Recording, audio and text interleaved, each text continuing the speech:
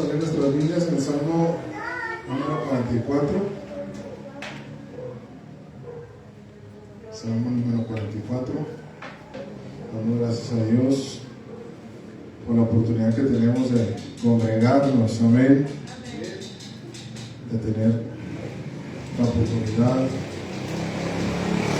de estar compartiendo con cada uno de ustedes. Dice en el versículo 23, Salmos 44, versículo 23, el que lo tenga puede decir un amén. Vamos a leer del 23 al 26. Dice así: despierta, ¿por qué duermes, Señor? Despierta, no te alejes para siempre. ¿Por qué escondes tu rostro y te olvidas de nuestra aflicción y de la opresión nuestra? Porque nuestra alma está agobiada hasta el polvo y nuestro cuerpo está postrado hasta la tierra. Levántate para ayudarnos y redímenos por causa de tu misericordia. Amén. Aleluya. Vamos a hacer una oración. Señor Jesús, te rogamos, Dios mío, que tú seas obrando en cada uno de nosotros. Habla mi vida, mi corazón, Señor. Lléname con tu Espíritu Santo, Dios mío, para compartir, Señor, a mis hermanos según tu voluntad. Tiene, Señor, a tu iglesia. Te lo pedimos, Señor, que abras el entendimiento, danos sabiduría, Señor, entendimiento para poder compartir, Señor, tu perfecta voluntad. En el nombre poderoso de Jesús. Amén. Gloria al Señor. Pueden tomar sus lugares. Aleluya. Salmos capítulo 44, versículo 23.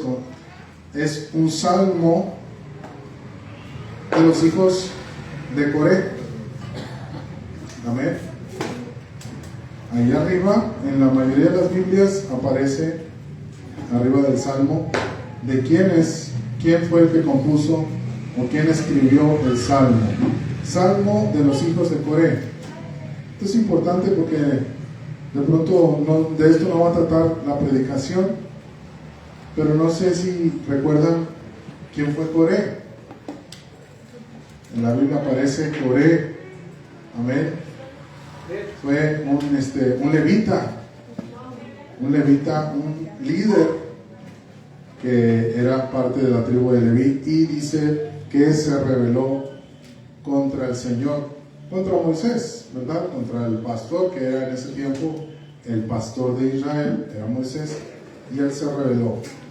Y a veces nosotros pensamos que Coré, bueno, yo durante muchos años pensé que Coré y toda su familia fue destruida, porque apareció un terremoto, dice que se abrió la tierra y los tragó vivos a Coré y a todos los que estaban ahí en su rebelión. Sin embargo, podemos nosotros trazar mediante las genealogías algo que el pastor ha hecho, por ejemplo, en cultos pasados, con la genealogía de nuestro Señor Jesucristo. A través de la genealogía podemos ver que los hijos de Coré no murieron en su totalidad, sino que hubo unos que sobrevivieron porque seguramente no tenían la misma rebelión que su padre. ¿Amén? Y el Señor decidió preservarlos. Entonces, yo tengo una predicación ahí donde se comprueba a través de las genealogías, aparecen quiénes son, y efectivamente. Pero bueno, este salmo lo escribieron los hijos de Coré. O sea, la descendencia que quedó de ese levita, ellos siguieron ministrando en alabanza y eran músicos. Incluso todavía en tiempos del rey David y posterior aparecen los hijos de Coré ministrando en la música. Así que ellos eran compositores y eran hombres inspirados por Dios para escribir estos salmos. Muchos de nosotros sabemos que los salmos, además de ser canciones, es palabra de Dios, es profecía. Muchos de los salmos profetizaron acerca del Mesías. Amén. Conocemos el Salmo número 2, que habla del Mesías, el Salmo 22, y bueno. Pero aquí me llama mucho la atención porque comienza, más bien estos versículos del 23 en adelante, comienza con una especie de queja delante de Dios. Amén. Dice, despierta. ¿Por qué duermes, Señor? ¿Por qué duermes? Como si fuera un ídolo, ¿verdad? Como los de Baal. ¿Se acuerdan que Elías se burlaba de los profetas de Baal? Le decían, llamadle más fuerte, no sea que está durmiendo. Entonces, nosotros sabemos que nuestro Dios no duerme. De hecho, el Salmo 121 dice, no dormirá, ni se adormecerá el que guarda a Israel. Amén. Entonces, Él no duerme. Sin embargo, aquí, evidentemente, al ser un cántico, al ser un poema, es una pregunta retórica, ¿verdad? Es como, sabemos que nuestro Dios no duerme, pero quiero saber por qué a veces hay ese silencio. Silencio, digamos, espiritual.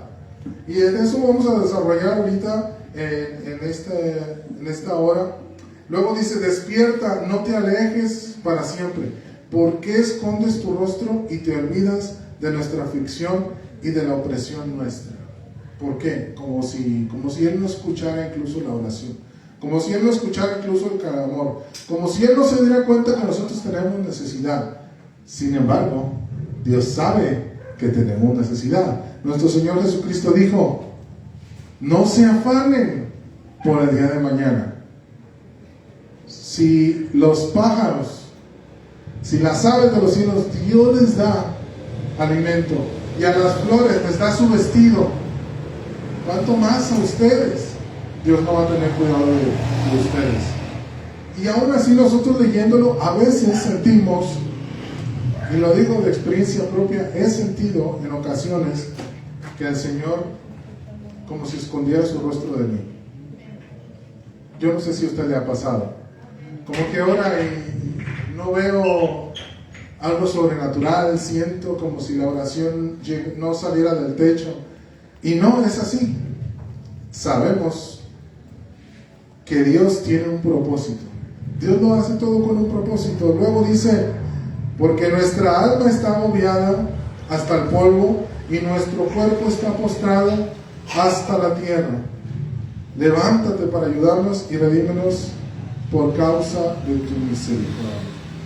Entonces, nosotros a veces pensamos que por ser cristianos no vamos a tener ninguna dificultad en la vida. No vamos a tener esos momentos difíciles, espiritualmente hablando, porque los momentos difíciles es cuando uno se siente así, como que un poquito solo, como un poquito desamparado, como si Dios no nos escuchara, como que nos sale una cosa mal y la que le sigue igual y peor, nos llueve sobre mojado, sale una dificultad y luego viene otra y una enfermedad y luego desempleo y luego deudas y luego tal vez un embargo. Entonces uno dice, Señor, socórreme. Y luego uno le detectan una enfermedad tal vez de muerte, una enfermedad de muerte, un cáncer, un SIDA, una enfermedad que de pronto no tenga cura, diabetes. Entonces a veces podemos pensar y decir, Señor, ¿por qué? ¿Por qué si yo veo otros que no tienen temor de ti, prosperan, les va bien, tienen abundancia? Eso es lo que aparentan, porque nosotros no sabemos lo que sucede dentro en su habitación. Eso es lo que por fuera suele aparentar, y nosotros podemos interpretar que eso es así, que los otros tienen abundancia, que los otros tienen bendición, que los otros no les falta nada, que los otros son felices, y que nosotros nos tocó porque soy cristiano y tengo que sufrir. No, ellos no tienen esperanza como nosotros. Ellos no tienen esa paz que sobrepasa todo entendimiento, dice su palabra. Entonces, quiero desarrollar aquí cómo es posible que una persona se sienta ganador cuando le están pasando tragedias. ¿Cómo es posible? ¿Ustedes creen que es posible eso? En Dios sí es posible. En Dios es posible. ¿Cómo es posible que un hermano de la iglesia que tenga una enfermedad permanente, una enfermedad tal vez de muerte, le dé gracias a Dios por la salud? ¿Cómo es posible? Para el mundo no es posible. Para el mundo no tiene lógica.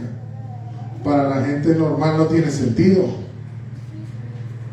¿Cómo es posible que Esteban, cuando era apedreado, ¿cuántos saben la historia de Esteban?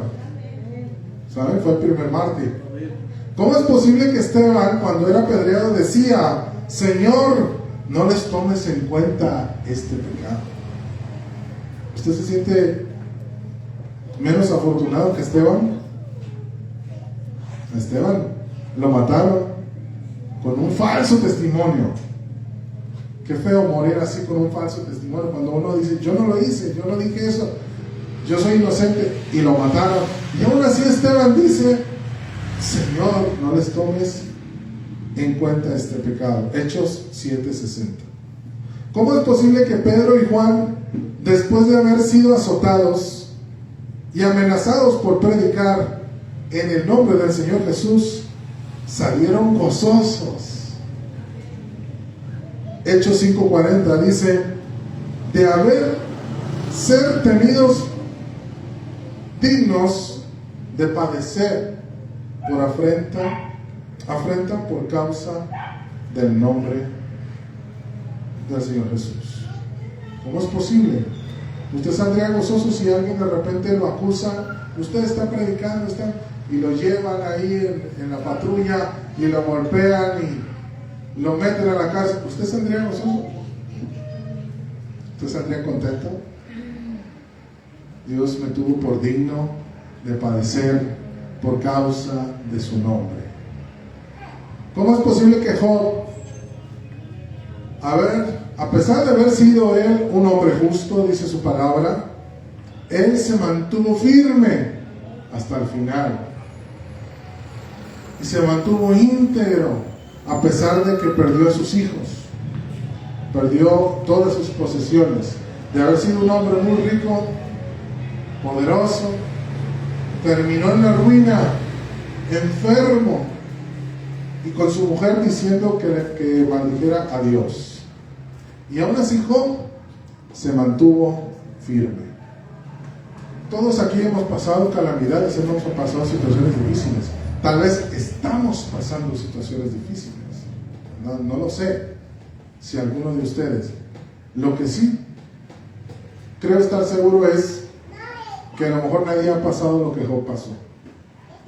Nadie de nosotros ha experimentado esa calamidad tan grande como Job, y aún así mantenerse firme y darle gracias a Dios. Desnudo salí del vientre de mi madre y desnudo volveré. Jehová dio, Jehová quitó, sea el nombre de Jehová bendito. ¿Cómo es posible? Es posible delante de Dios.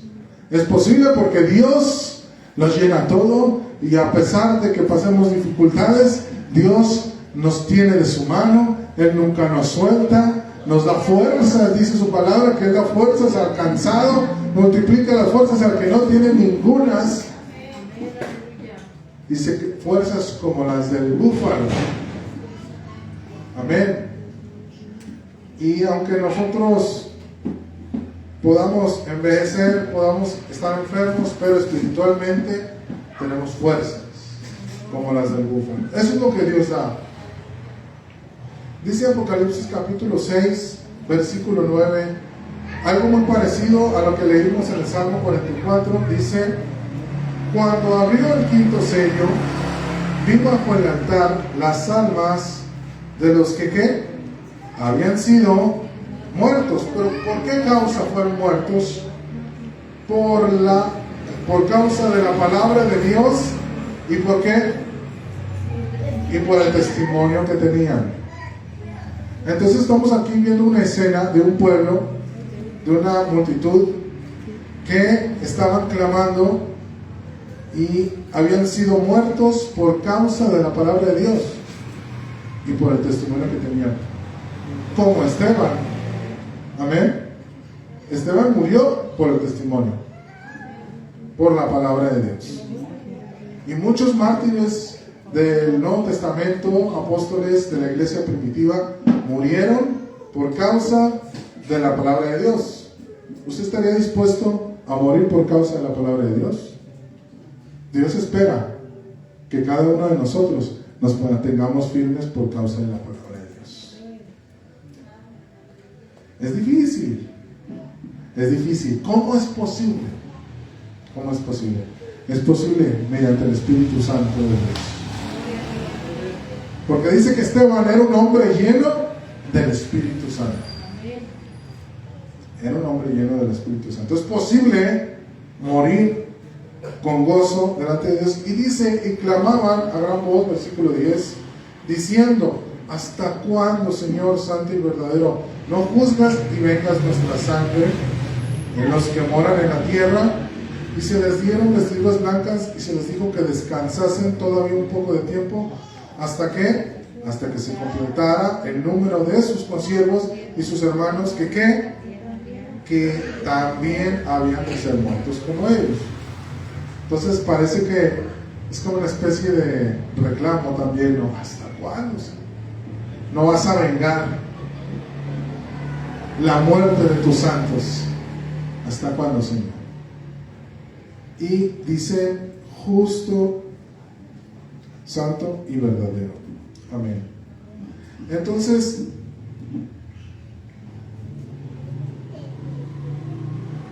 nosotros debemos perseverar en la fe y en la entrega a Dios, a pesar de las circunstancias, en medio de las dificultades.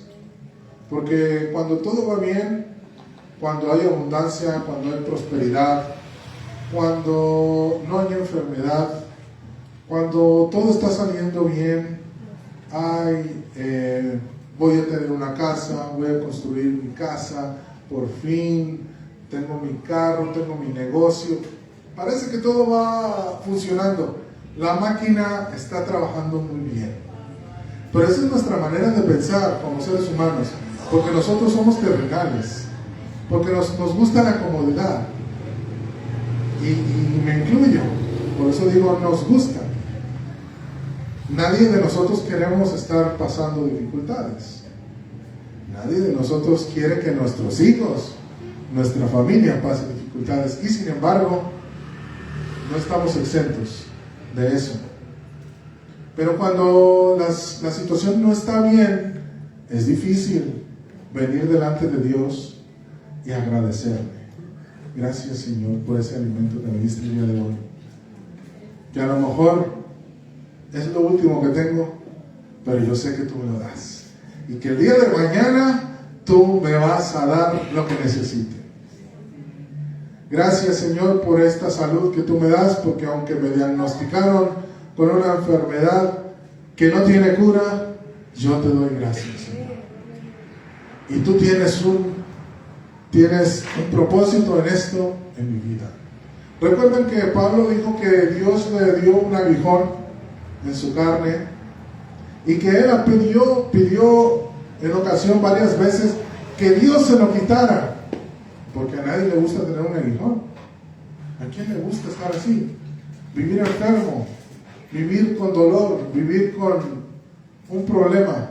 A nadie le gusta. Y sin embargo Dios le dijo: no, bástate mi gracia. Mi gracia es suficiente. No necesitas más. No necesitas lo que estás pidiendo, no lo necesitas. Mi gracia es más que suficiente. Y creo que nosotros debemos de pensar de la misma manera.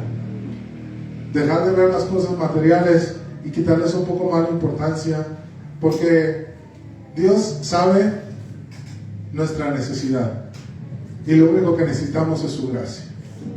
Eso es lo único que necesitamos. Que sigamos tomados de la mano de Dios, no importa dónde vivamos, si vamos a vivir en un tejabán, si vamos a vivir en una residencia. ¿De qué vale una residencia y un carro último modelo si no está Dios en la vida de la persona?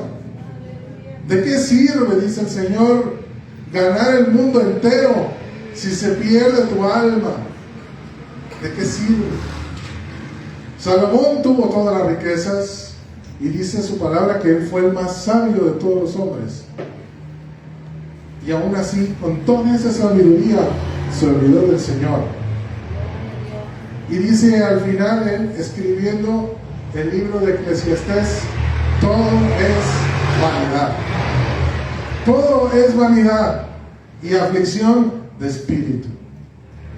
Lo único que es la presencia de Dios. Es la única que sí vale la pena buscarla día con día. Que no nos falte la presencia de Dios, que no nos falte la gracia de Dios en nuestras vidas, que no nos falte la palabra de Dios en nuestro alimento diario. Es lo que el Señor Jesús decía: danos hoy el pan de cada día. Esa es la palabra de Dios. Obviamente que Él sabe que nosotros necesitamos alimentarnos, pero Él se refiere a la palabra espiritual, porque sin esa el espíritu se muere. Aleluya. El cuerpo puede flaquear, puede desfallecer, pero la palabra de Dios da vida eterna, da luz en el camino, la palabra de Dios. A veces experimentamos un sentimiento de abandono, como los hijos de Coré de pronto experimentaron. A pesar de continuar en el camino del Señor, porque podemos nosotros pensar que solamente los que sienten esa sensación de abandono, pues son evidentemente los que no tienen a Dios. Pero cuando uno está tomando de la mano de Dios y tiene esa sensación, es más difícil. Nos encontramos en una situación de sufrimiento, de calamidad, de derrota. Pero Dios tiene un plan. ¿Cuántos dicen amén? Dios tiene un plan. No crea que es nada más porque Dios no nos quiere. Dice la palabra de Dios que el padre que ama a su hijo lo corrige. Y nosotros necesitamos corrección. ¿De qué manera? Bueno, pues entonces, ¿por qué Dios le gusta? ¿Le gusta que pasemos estas situaciones? No, a Él no le gusta. A mí no me gusta cuando le doy corrección a mi hijo. A mí no me gusta. Y me toca. Ahora entiendo a mi padre cuando me decía: a mí me duele más que a ti. Ahora le creo. Si duele. Entonces no disfruta el Señor. No disfruta que nosotros pasemos. ¿Pero por qué? ¿Por qué lo hace? Porque Él quiere que nosotros tengamos una total dependencia de Él. A veces nosotros nos enfriamos cuando va todo bien. Se enfría uno porque se confía. Nos confiamos de que tenemos todo, de que no nos falta nada, de que hay buen dinero, hay prosperidad, hay bendición. Tenemos hasta para irnos de vacaciones, que cuando ya sobra para irnos de vacaciones y andar holgado: a ver, vamos al restaurante que quieras, vámonos, pide lo que quieras. Qué bonito se siente, ¿no? Cuando uno dice: vámonos de aquí, hay lana. Sí, qué bonito. Pero a veces nos olvidamos de Dios. Pero a veces, ¿por qué? Porque el hombre es así. El hombre es olvidadizo. Y usted no diga que no, porque nosotros lo vemos en el pueblo de Israel. ¿Cuántas veces el pueblo de Israel le dio la espalda al Señor? ¿Cuántas veces? ¿Cuántas veces, Simón? En Jueces, ¿cuántas veces? En cada capítulo. Y volvieron los hijos de Israel y se olvidaron de Dios. Y creció una generación que no conoció los milagros que hizo el Señor. Y eso que ellos vieron los milagros que nosotros no hemos visto, ¿verdad? La columna de fuego, en la noche, en el día, maná. se abrió el Mar Rojo, se abrió el Jordán, cayeron los muros de Jericó. ¿Y cuántas veces se apartó el pueblo de Israel? Muchas veces. A veces nosotros nos pasa eso. Y cuando nos pasa eso, Dios dice: hoy voy a hablar con mi hijo. Hoy voy a visitar a mi hijo. Porque quiero que él tenga más comunión conmigo. Quiero que me busque como antes me buscaba. Quiero que me clame. Como dice el Salmo: de madrugada te buscaré. Mi alma tiene sed de ti. Y a veces es necesario pasar por un valle de sombra, de muerte, y decir: Señor, dame de tu mano, porque no la estoy pasando bien. Yo siento que me voy. Yo siento que estoy solo aquí. Está oscuro, está tenebroso. Y el Señor nos permite pasar por ese valle de sombra. Ojo que el Señor no dice: no vas a pasar por el valle de sombra, te libraré de... No dice eso. Dice: yo estaré contigo. Más bien, el salmista dice: tú estarás conmigo, aunque ande en valle de sombra. Entonces, esa es lo que nosotros debemos de conocer y saber que Dios tiene para nosotros. A pesar de ser fiel, a pesar en lo poco que somos, que podamos ser fieles delante de Dios, Dios quiere que permanezcamos en esas dificultades. Y que sepamos que cuando vengan, nosotros tenemos que buscar más del rostro de Él. Tenemos que doblar rodilla más. Tenemos que ayunar más. Tenemos que clamar más a Dios. Y Dios va a traer el consuelo. Dios va a dar la respuesta, porque Él da la respuesta. Él abre la puerta, dice su palabra que Él tiene las llaves para abrir, y cuando Él abre, nadie cierra, y cuando Él cierra, nadie abre. Él tiene todo el poder. Él tiene la última palabra. Y si nos toca partir con el Señor, estar como Esteban: Señor, no les tomes en cuenta este pecado.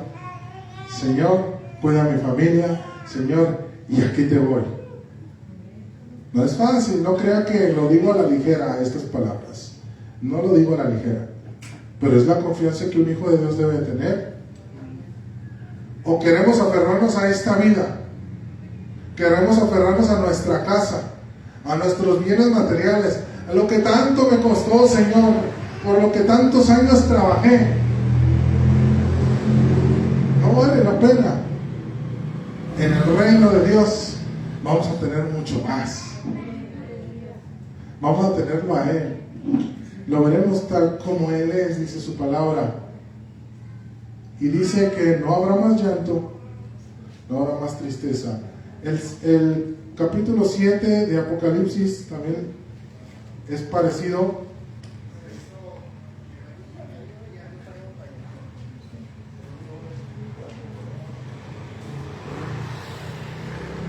Yo aquí tengo una versión, la versión internacional, dice así, nueva traducción viviente, perdón, desde el versículo 9: después de esto vi una enorme multitud de todo pueblo y toda nación, tribu y lengua, que era tan numerosa que nadie la podía contar. Estaban de pie delante del trono y delante del Cordero, vestían túnicas, ¿qué dice? Blancas. ¿Se acuerdan de los otros que también tenían? ¿Sí se acuerdan? Lo leímos en el capítulo 6, que aquellos que clamaban y dice: ¿hasta cuándo, Señor? Dice que se les dieron vestiduras blancas. Entonces, aunque es otro capítulo y otra visión, hay posibilidad de relacionarlo, ¿verdad? Entonces dice: vestían túnicas blancas y tenían en sus manos ramas de palmeras y gritaban con gran estruendo: la salvación viene de nuestro Dios, que está sentado en el trono y del Cordero. Y todos los ángeles estaban de pie alrededor del trono, alrededor de los ancianos y de los 4 seres vivientes y se postraron rostro en tierra delante del trono y adoraron a Dios cantando: amén.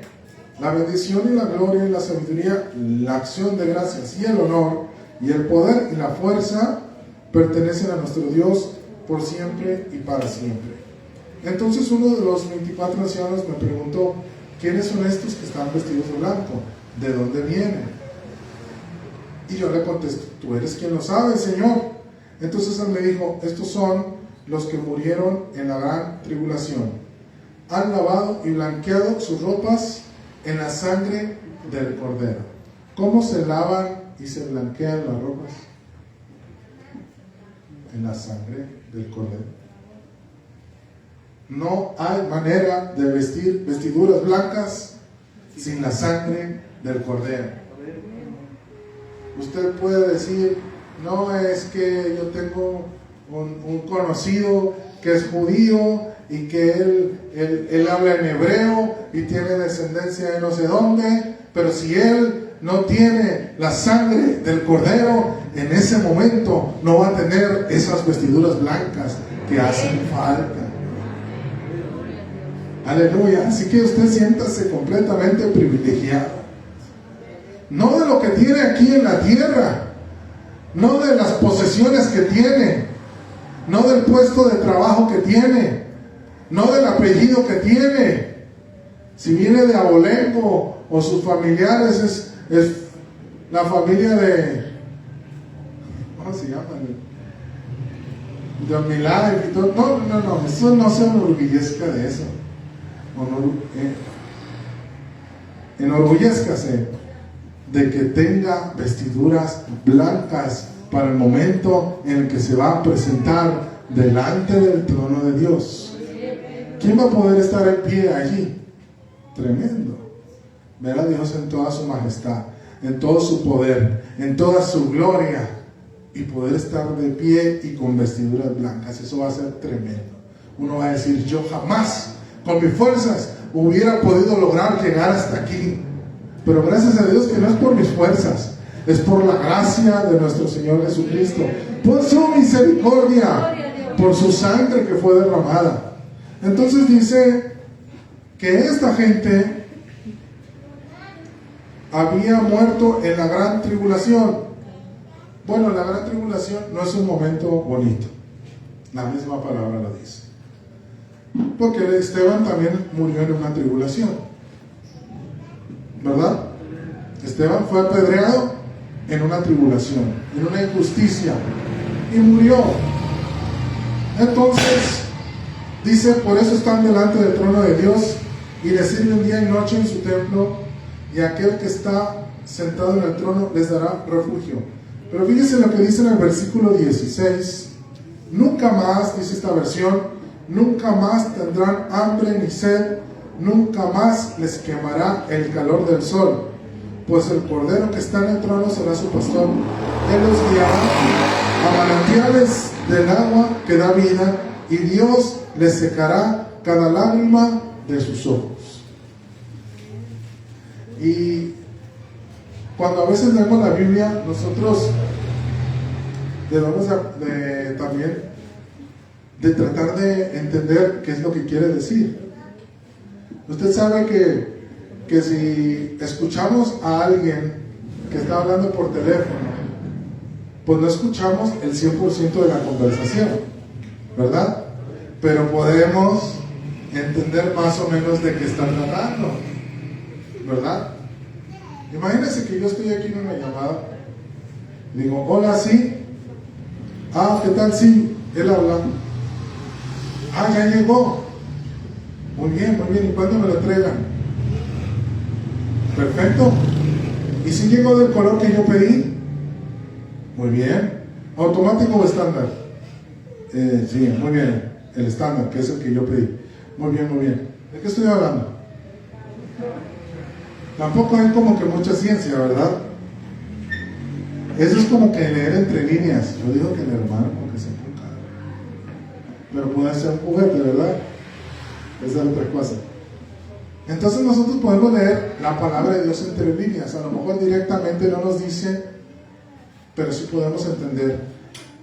Si Él está diciendo que nunca más tendrán hambre ni sed y nunca más les quemará el sol, significa que ellos estaban padeciendo hambre y sed. ¿Sí? Pero ¿por qué es el Señor? Si somos sus hijos, ¿por qué Él no los libró? No les aventó el maná si tenían mucha hambre. Bueno, es la voluntad de Dios. Él tiene un plan.